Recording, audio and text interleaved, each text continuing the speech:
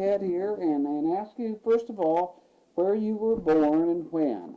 I was born half a mile east of Denison.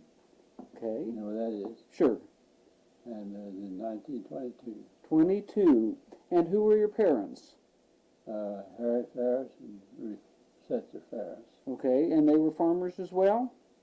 Well, my mother was a farmer. My dad, his father, well, they got the place there after the Civil War. They bought from the government. His grandfather did. Mm-hmm. And we lived there. And my dad, my parents separated when I was 2.5 years old. I don't remember him at all. But he wasn't much of a farmer. Okay. They farmed there. His dad had 80 acres. And they farmed there. Mother said he wasn't a farmer. Okay. He worked on construction. He liked electricity. They'd been where there in Denison, I can't think of that guy's name, run a grocery store. He got an old Delco plant. That's when they were first new. And he knew, of course, he knew my dad ever since he was a kid. And he knew what it was like, and he liked electricity. So he helped set up that Delco plant. Okay. And they put 3 light poles down the streets of Denison, so they had the town lit up. Okay. And then my dad helped my grandfather periodically, but they didn't get along. Okay. My grandpa was a working fool, and my dad wasn't. But then he helped him along, I guess, a little while. And then, did you ever know Ernest Jones? No. Tom Jones' grandfather. You know Tom Sure. Jones.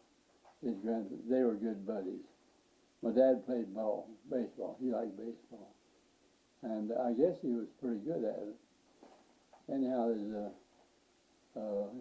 they said a scout from Terre Haute came to Denison one day when there was a game there. He liked the way my dad played, and they, after the game, they made him an offer to come play with their team. Now, whether he did that or not, I don't know. However, years later,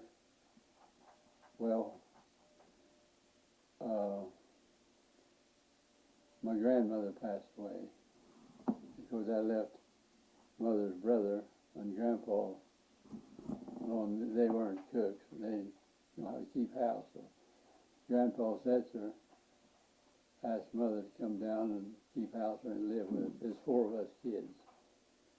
And that's where I grew in, right down the road here. There's a big red barn as you go this way. That's where I grew up in. Okay. So you had some brothers and sisters?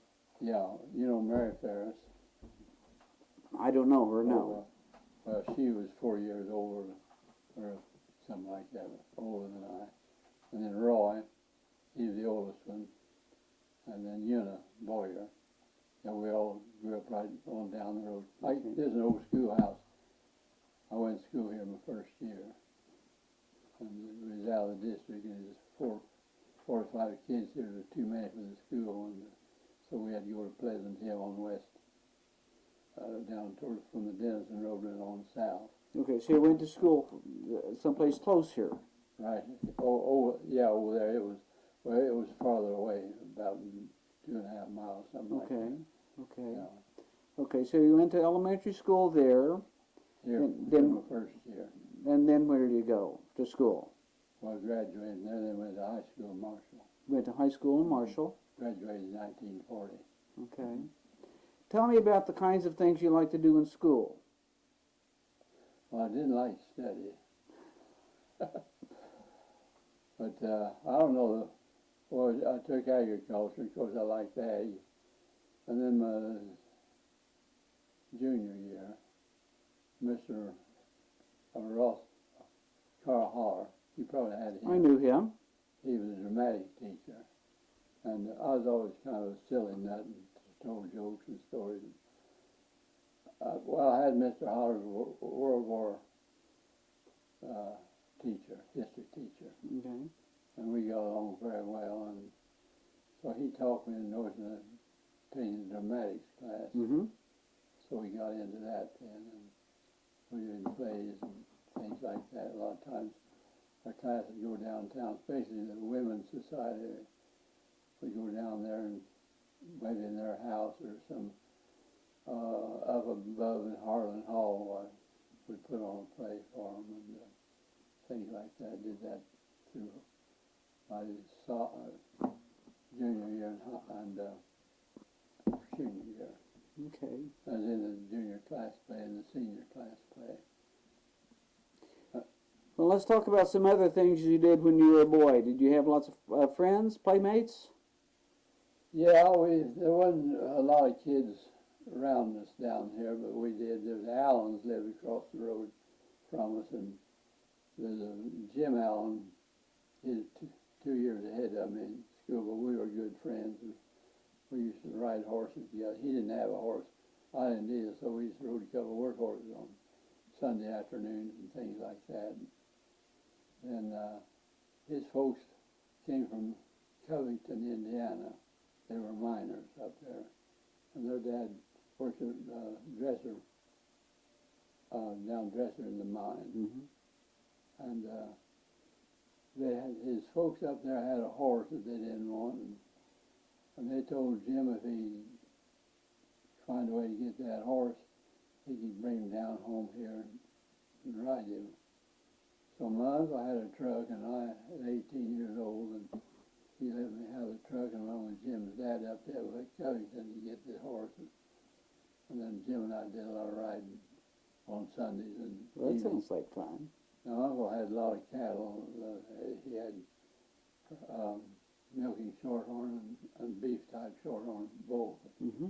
He always had about 100 head of cattle. Jim and I go out and play cowboy around the cattle a lot. And then Ben Setzer lived on down the road this way, and his boy, Junior Setzer, he's 2 years younger than I, and he had a pony, and he'd ride with us too. I was more of I always wanted to be a cowboy, but that's as close as I ever got to be. Well, that was close. That was close, yeah. Yeah, spent a lot of time that way. But did you have some chores as a boy? Oh yeah, you bet. Your uncle milked. We milked about between 18 and 20 milk cows there. Now this is before I had electricity. Yeah, and had certain chores to do, and you did them. No, Uncle wasn't mean, but he was strict. When he told you to do something, he'd say, "Run, give me a bucket or a hammer or something." You ran, you got it. Because he did too. He'd run to it when he wanted something. So we boys learned to run young. So you did some milking. What other kinds of things did you do? Oh, well, of course, we baled a lot of hay. Well, back before they had any balers, they'd put up hay loose, and that was quite a chore. He always filled that red barn, and he ran the ground right over here at his cousins. Well, they had 2 barns, always filled them with hay, loose hay. And the winter, when we run out of home, we'd come down here and fork it out of the mouth here on the wagon and take it home. Well, as you think about your family, what kinds of things did you like to do? Did you play games? Did you go places? Did you have special meals? What kinds of things do you recall? Well, mealtime, we always ate 3 meals a day all together. Everybody ate at the same time. And no, we didn't go much. My uncle wasn't married, and he didn't go much, but on Saturday and Sunday, he generally had a date, and we all stayed home, but him. We did the milking as a rule and feeding the weaning, so he'd go over early on his date and things like that. But every now and then, the neighbors around that have,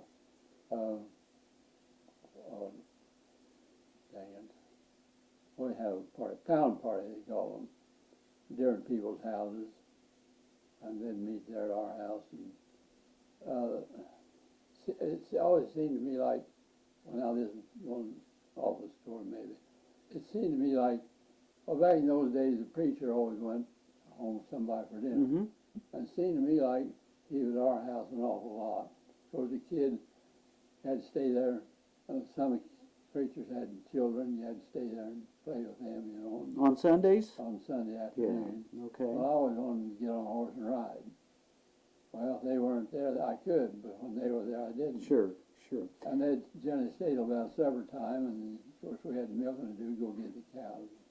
So, Well, when you weren't working, did you have hobbies? Did you have things you liked to do?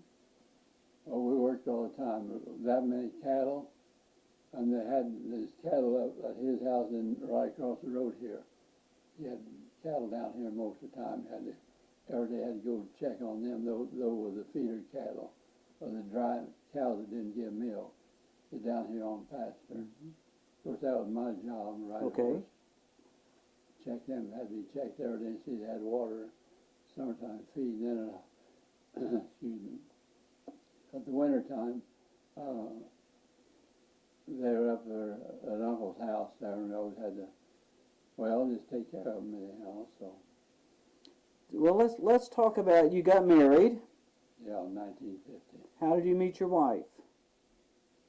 Well, right first, there's a homecoming day out of Marshall. It's in November. It's colder in Creek Rock.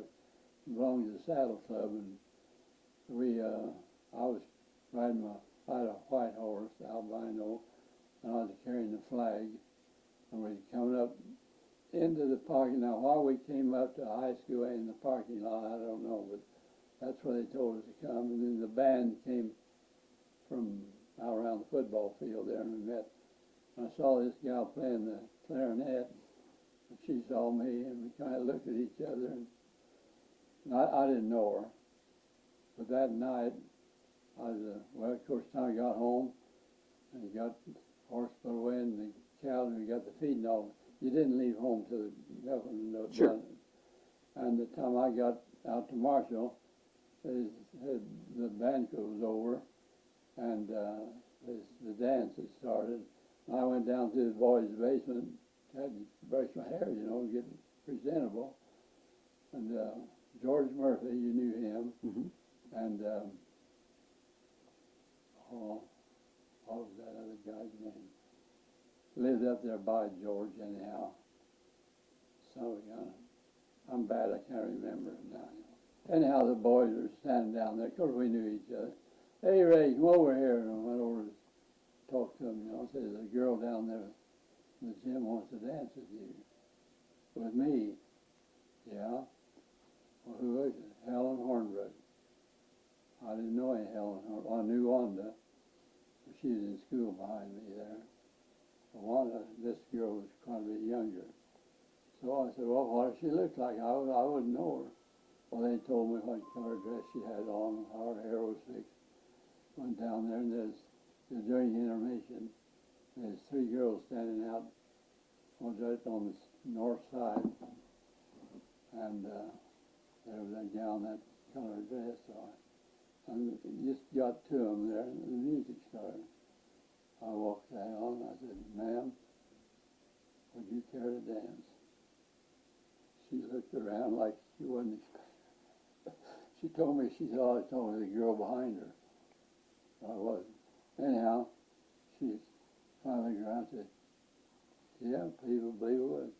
So we danced the rest of the evening, around and around. I found out she was 6 years younger than me. I was 21, and she was 16 at the time, where it was. And I thought being a pretty nice gal, you know, we got pretty well acquainted. Back then, I thought 16-year-old girl a little bit too young for an older fellow like me. That's the last I saw of her. Oh, I'd see her once in a while in the candy kitchen, you know, just speak, and that was it. And then about 3 years later, Joe Welch and I went to dance down to Legion. And she was there. And she wasn't with anybody, so we danced together and had a real nice time. About a week later, of course, in the meantime, I got thinking about her quite a bit, you know. A week later, there's another dance down there, but I had another girl there. And we were sitting down after a dance, and I don't know, some guy in Marshall came up and asked my girlfriend her to dance, and so they did.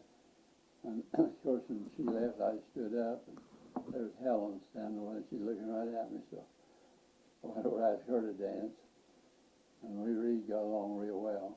She could dance real good. I wasn't too good a dancer, but anyhow, during the week I got thinking about her. She told me where she worked as a beauty operator, you know, and stuff. And I got thinking, well, I better just call her. This is on Wednesday. We got home, the feeding done that night. I thought maybe I better call her, but I didn't. No, the next day at noon, I called her. I had to call the beauty shop. She said it'd be all right to call her. I wanted to call her sometime. So I said, Helen, would you like to go to the dance or go to the show Saturday night in Terre Haute?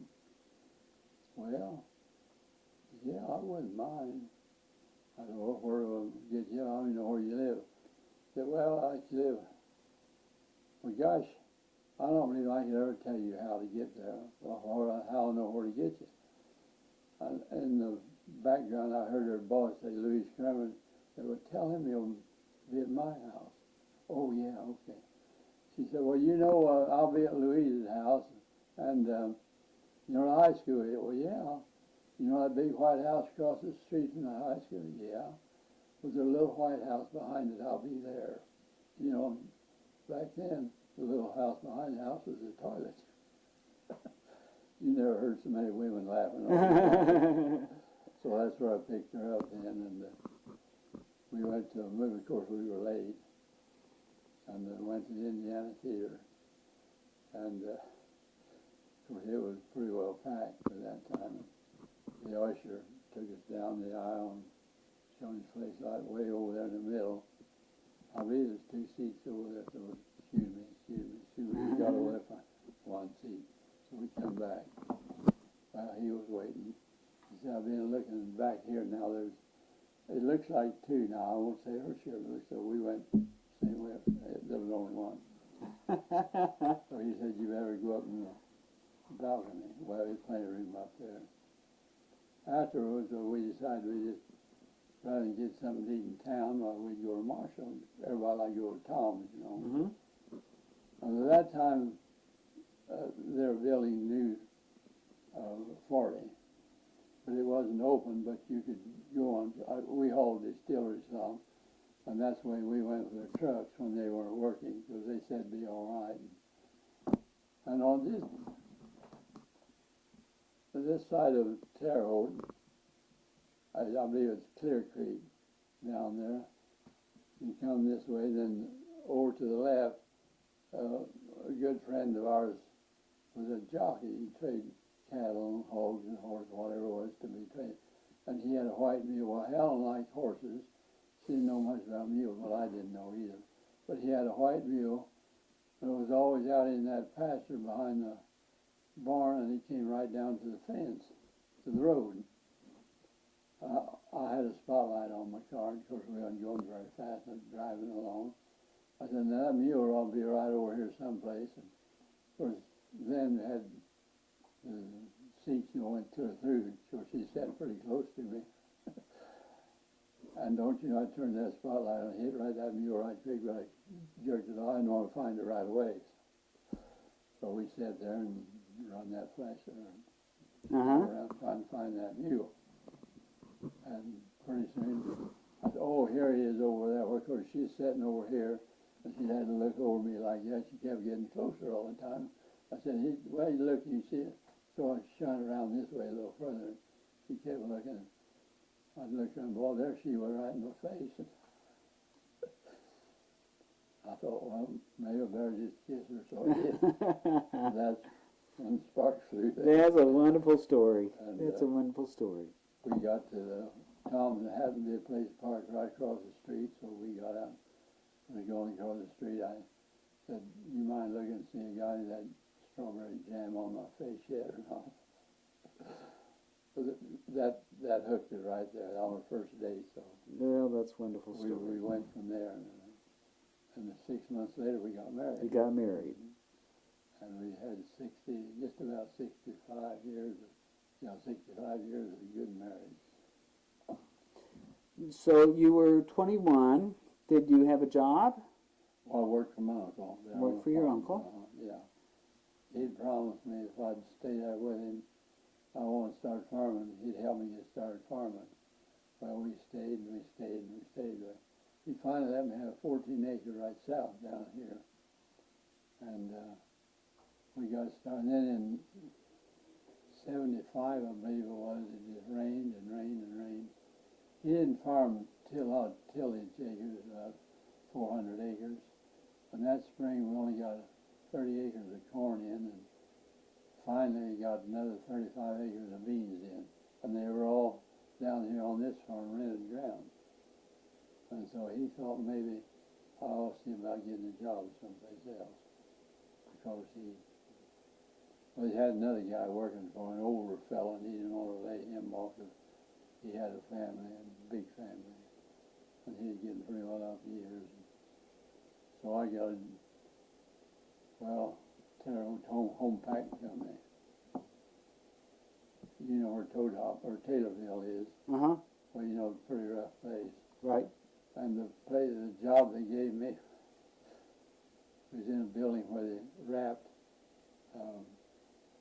hams and bacon and things like that to send overseas.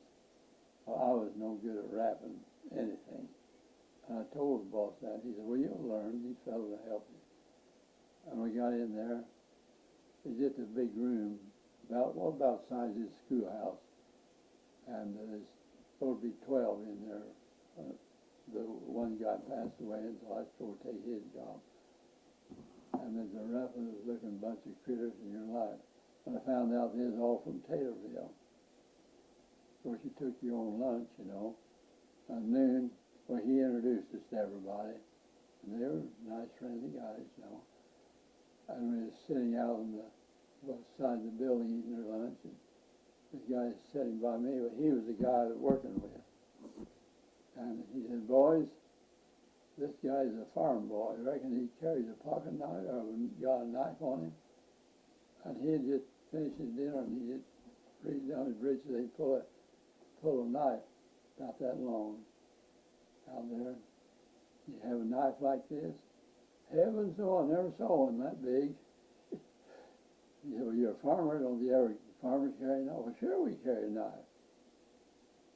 He said, you got it with you? Yeah. Well, could I see it?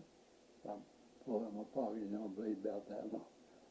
He said, could I take a look at it? Yeah. He opened up and said, hey, boy, look here. You call this a knife? And they just laughed and laughed. Well, I could take a joke and I could tell one, too. So that's all as farmers need. We don't go around sticking holes and stuff like dudes got it. You know, they call me farmer boy, and farmer boy can do this, and farmer boy do that. And I just went along with them. And, you know, the week was over, we were real good friends all the time. And you worked there 6 weeks, you either joined the union or you went out the door. Well, the first week I knew I was going to stay 6 weeks. But when I left there, that evening, they lined up right inside the door. And I went out, everybody shook hands with me. We got outside, and we'd all stand there together talking. And this seemed to be like the head guy, the one that I worked with, said, Farris, if you ever want to see me in this place, you just come there to Taylorville and stop right there at that first tavern. Now, don't go to the next one. Because that first one's where we hang out, and one of us is always in there. So if you ever want anything, make any difference, you call us or come see us. And I thanked them very kindly. I just told them where I lived and stop in and see me sometime. So I don't know if it ever came out. I never stopped. I always thought I would sometime. Of course, I didn't go to tavern and drink or anything, but I would go to check on them, you know. Sure. But I just didn't have time to, I guess. I worked there that long, then I got a job down at Pfizer's. They'd sold that place, and they was tearing it down, and somebody else had bought it, some other big company had bought it, and I got a job working down there then for a couple of years. And then let's see, oil, FS. I knew the guy running it, and he knew what I was doing. I wasn't too interested in working someplace else, and he wanted me to come in. Well, they needed a guy behind the desk. That's what it was. A fellow there retired. Well, I wasn't no good. I told him I wasn't no good keeping track of numbers or anything. He said, well, I'll tell you how you do that. You put them down right, add them up right, and you got the right answer, and you've got a good job. But I wasn't there too long. Then they started hiring down at Dresser Power Plant, and I knew one of the foremen down there, old Fat Brown. He's a kind of crazy guy like me, and so I finally got on. But when they hired down there, there's 8 of us guys from Marshall, Bob Stout and oh dang it, I can't remember the other guy's name. That side went to school with him too. Well, there's 8 of us from Marshall. Started down there all at the same time. Well, if you worked a dresser, you was there for life. Well, we was there 11 weeks, and they laid us all off. We was off of there for quite a while, and I got a job FS again. The guy hauling gas to farmers, he had a heart attack. He just bought a new truck the year before, and they came out on all the and take over his truck. So we got to figuring out. Well, I got to be an operator down there, and made pretty good money. But it's shift work, and I wasn't too crazy about that, but it was a job. So old Stanley came out one evening. We figured up what he was making. Well, he had making $25 a week more than I was. So I quit down there. Well, before I quit, they had told me that they were getting ready to shut that plant down. And I could go to Cayuga and have a good job up there, or I go over in the turbine room and stay till they close. They didn't know for sure how long they'd stay open. But I didn't want to go in the turbine room because you're over there all by yourself. All you do is watch these great big old turbines, and check the gauges on. And there's 6 of them, and when they're running full tilt, you walk across the floor and it just shook you just like that all the way. It shook all the time anyhow. One of the mechanic down there is over there working on the turbines a lot, helping them. And man, that was always clean over there and everything. I didn't like all that vibration, noises and thinking. So I hauled gas then for almost 2 years. I was coming home from work, coming down the overpass at midnight, and 2 semis were racing, they told me later. So I was in a little pickup, Chevy pickup, and when I got to the top of the overpass, I turned my turn light on. I was going to turn off down there. And I saw that truck coming up behind me real fast, but I had my turn light on. And I thought he'd surely slow down because you got that median down through there. They don't generally pass on that. And I just started turning, here he came. And he hit me, well, just right at the door, when I turned right at the door. And he was kind of up on that raised place in the pavement. And somehow or another, he got his right front wheel on my running board and shoved me down the road before he could get stopped about 300 feet, they said. And when we all stopped, I knocked me cuckoo. I sat in there. I'll never forget, you knew Barbara Ralston, John Ralston's wife. Didn't know him. Well, she is my cousin. She was behind me. She'd been working over at Union Hospital and going home from work.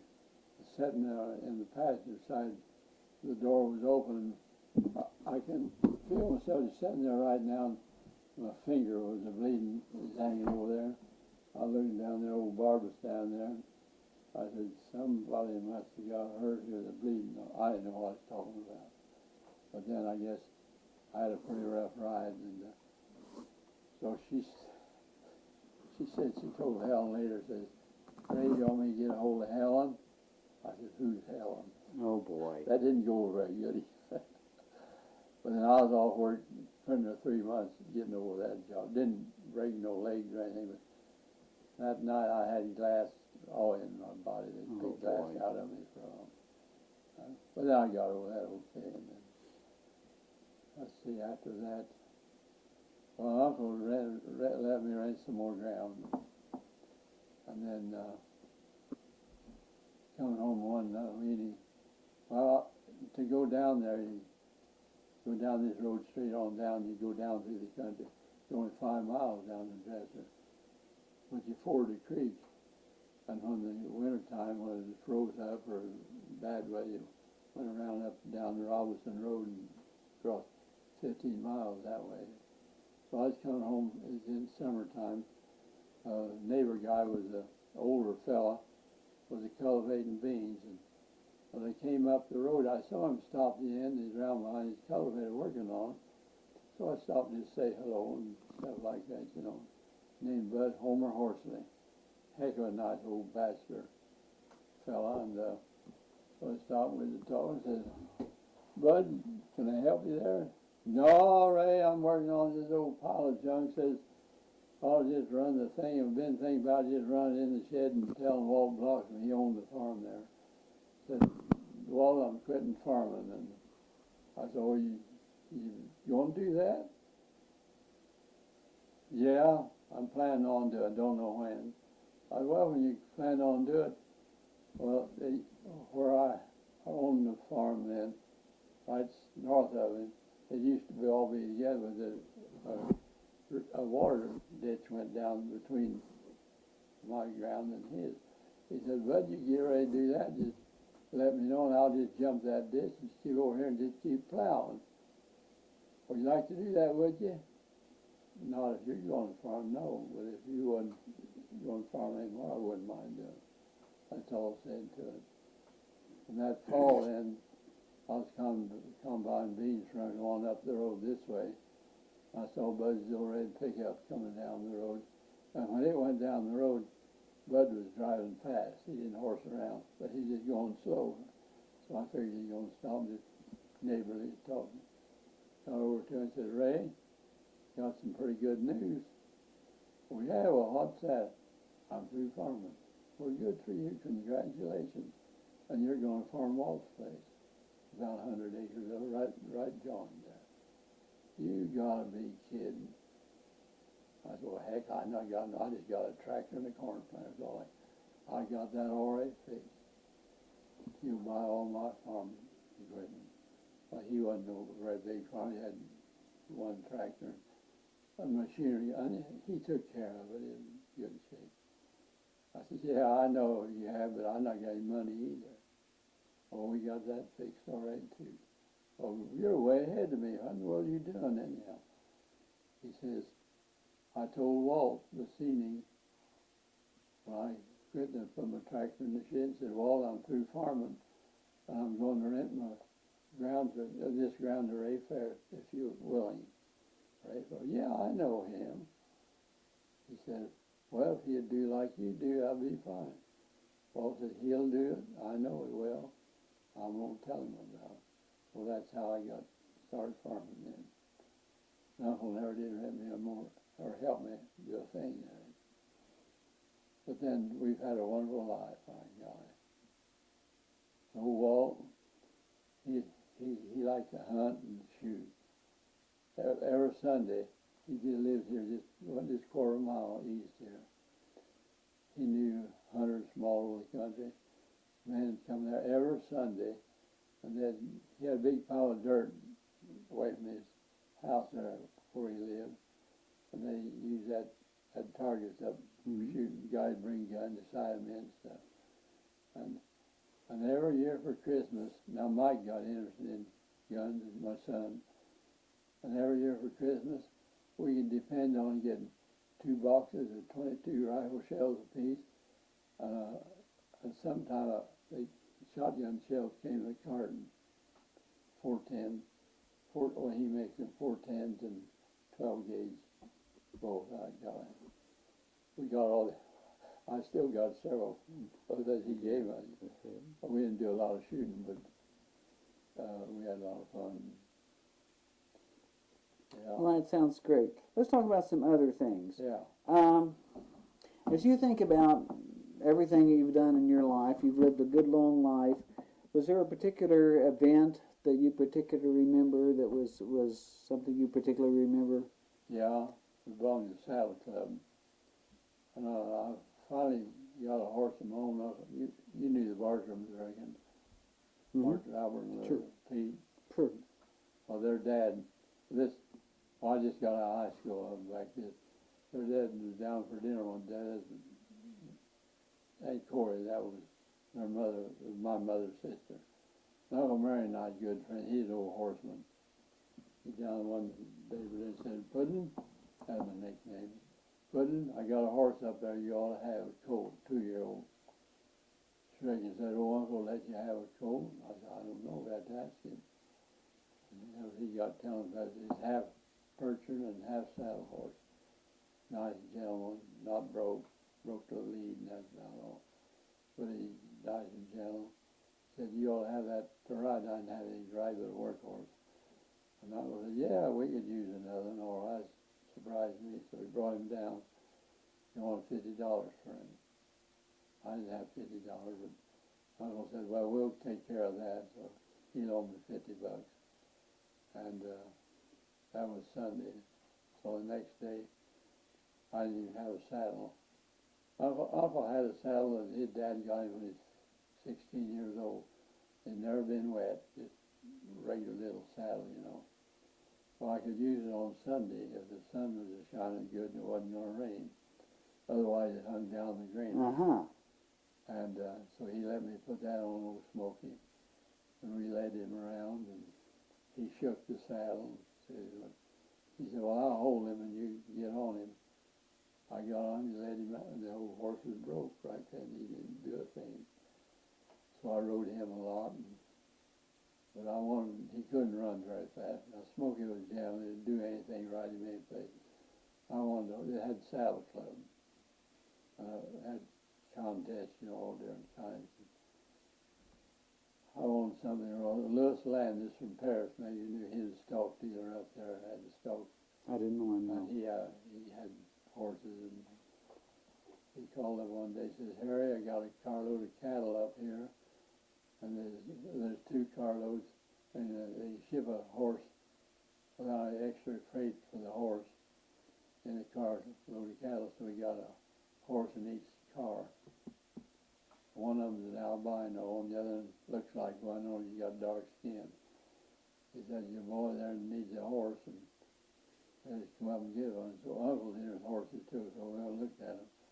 And sure enough, there's this albino, pretty horse, 2-year-old, slick as a whistle. He said, there's only one thing about him. He's not broke, no way. He's wild. And they told me he had a rope on him once, they tied him down, so he gave him a shot until he shipped him. And here he is. I was like, we not got any use for a wild horse. Well, let the boy train him, why don't you? You keep him busy all the time. Up where Mother lives, just back up there toward Denison Road, across the overpass. We lived up there on the other 8 acres that Uncle and Mother owned together. And right north of the house was a little 5-acre field, had a good Wolmar fence all the way around it. And Uncle and I got talking about that horse, what I'd do with it. I said, why don't we just get them and put them out in that lot there, just let them go, and I'd go home evening, I'd go in there and talk to them and stuff. So Ralph Mars' boy wanted a horse, so they took the one that wasn't albino, and he was just a long yearling. Anyhow, we got them horses. Louis Landis brought them down, and as you go into the field, there's a branch come around the field there and down past the gate here. And it just, when it rained a lot, this water run down, wasn't much. It was all grass. Louis brought them horses down, and he said, when we get down back over that gate, I'll back down there in this hollow. And open the tailgate on the truck, you know. He said, now, hell, Harry, you and Ray, standing there with the gate, don't tell you run back this way, but when they come out, they'll come flying, and they did. And they run across that fence as far as they getting around the field. So she drove out quick and we shut the gate. And there they were in our field. They didn't know a thing. There wasn't no water in there for them. So I got an old wash tub and put water out away from the gate a little piece and filled it full of water. They never touched that for 2 days. Every evening I'd always be about dark in the summertime when I got home from uncle's anyhow. So I'd just go out there in the field where they were, not try to go up to them, just go out and talk to them, whistle. And it was a week later. Well, it was the fourth day I went up there in the evening. It was a hot day. The tub was about empty. So I had 5 gallons I always took out and put fresh water in. And the next morning I put some more in fresh water. I got to bringing some shelled corn up and put out. They didn't bother that any. I took some ear corn up and they'd smell of it. Mother said she lived there. And they'd come up and smell it. They wouldn't eat any of it. So pretty soon they got to eating it. So it just had grass. And I just kept going out there eating in the morning and talking to them. And finally got so that I'd go out and rattle the bucket, and they knew I had the corn, and every once in a while I had some apples or some carrots or something, and they knew they'd come up there, and they got so they'd come up to me, and while I was standing there, I'd just back up there, and they'd come up and drink and eat. Just kept doing that all summer, and finally got so that they'd come up, and I'd just kind of rub them on the head a little bit. They like to have scratch between their ears, you know. I just really just kind of ruffled their hair up a little bit. Got so I could rub them and kept walking down their mane and down the side of them. Finally got so I didn't get around behind them. But those legs are awful long, they stretch out. I don't know, I don't remember how long it was anyhow for I took a halter up one evening and just dangled around in front of him, put it over his neck, and just dangled it down across his back. The boy just kept eating his corn.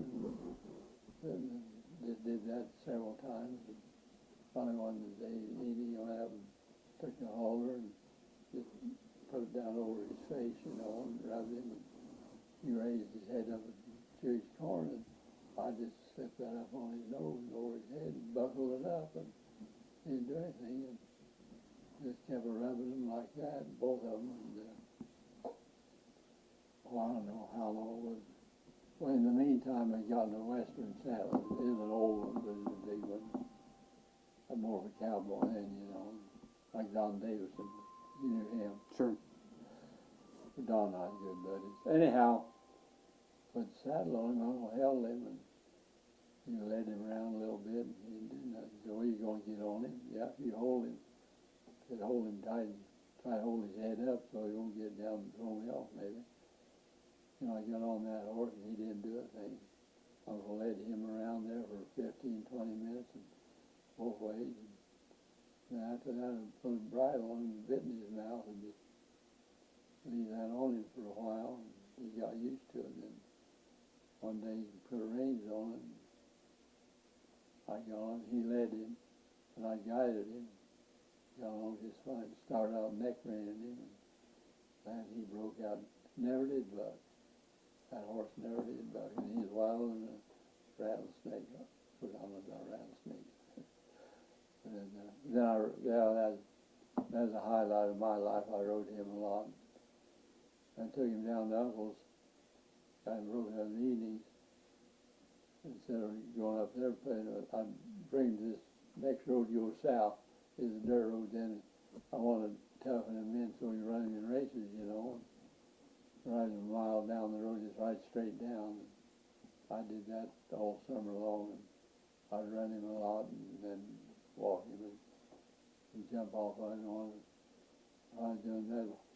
In the meantime, there's a rodeo on Terre Haute. Old boy would ride his horse around, he'd jump off on him and swing him, go clear over the horse. I got so I could do that too. And I didn't have no saddle and long horn like he did. Yeah. Western horses can't about.